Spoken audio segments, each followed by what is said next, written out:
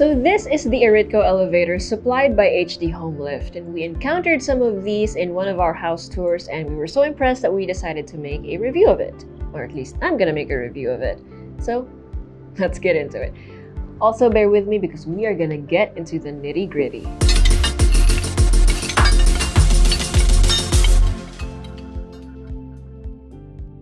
When you think of elevators, what instantly pops into your mind? Probably a small steel room that shakily goes up and down floors, usually found in malls, offices, or condominiums, right? Well, that still holds true for today's use, of course, but did you know that you can have smaller elevators for personal use in your homes? And yes, it could be a pretty small residential home as well. So needless to say, these elevators have gotten quite interesting, especially for home use. So you may not have a very clear picture of what these elevators might look like, and that's a good thing, because just as your homes are very custom to you, so are these elevators. These are Eritco Homelifts, or custom elevators. They come in a range of sizes from 0.63 meters at the narrowest to 2.1 meters at the widest, a maximum of around 15 meters in height, with various finishes and fun configurations. These elevators are built with a concealed screw-driven motor, which means less space requirements for the mechanism itself and no need for thick walls or a shaft to hide them. So they basically look like floating platforms rising behind clear glass. They look super sleek and modern, and they don't take up much physical or visual space, which reduces claustrophobia basically when you're in it. So I mentioned earlier that you don't need a shaft for this elevator, and that's because you can just build glass around it as an enclosure, and that doesn't take up much space. And because it's glass, it also doesn't make you feel like it's a smaller elevator, or it doesn't make you feel like you're in an enclosed space, even if technically you are, for safety reasons, obviously. And that being said, the feeling of riding these elevators, or as I mentioned earlier, platforms, is kind of surreal and really cool. For me, personally, I enjoyed it because it was quiet, it was smooth, and it felt like I was just rising up in this platform and going to a different floor. Now, for others who might be a little iffy about that because it feels kind of weird, it feels like you're just rising in the air, right? Some of you might want something to hold on to, like a handle or a ledge, and certain models do provide that. But for me personally, I think it's really cool. It's something I can get used to easily. And as for the controls, they're very intuitive and they feel really nice. Like the knobs are actually very satisfying. They have really good feedback. They're somewhat clicky in a silent way. It's kind of hard to explain, but they feel very similar to how modern car shifters feel like. Very responsive, and you know where you're turning left or right, etc., and what have you.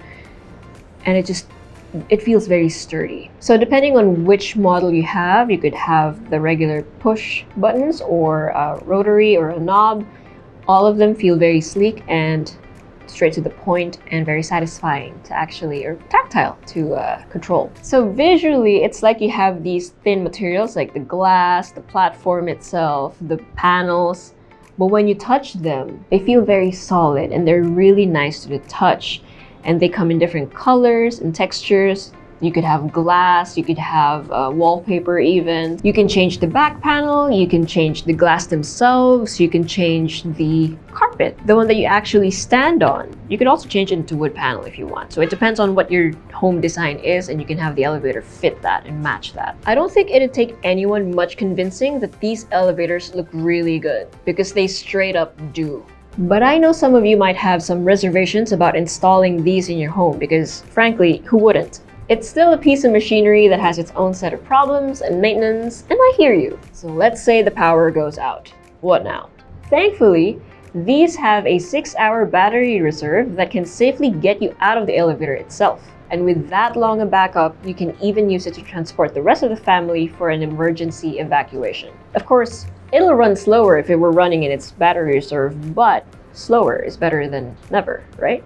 Okay, so suppose you're sold on the reliability of the elevator, but what about maintenance? Well, like any piece of machinery, you need to keep it running smoothly and have it checked periodically, much like owning a car. There are after-sale services available that come with preventive maintenance, so to speak, and emergency repair visits in case anything isn't up to your liking.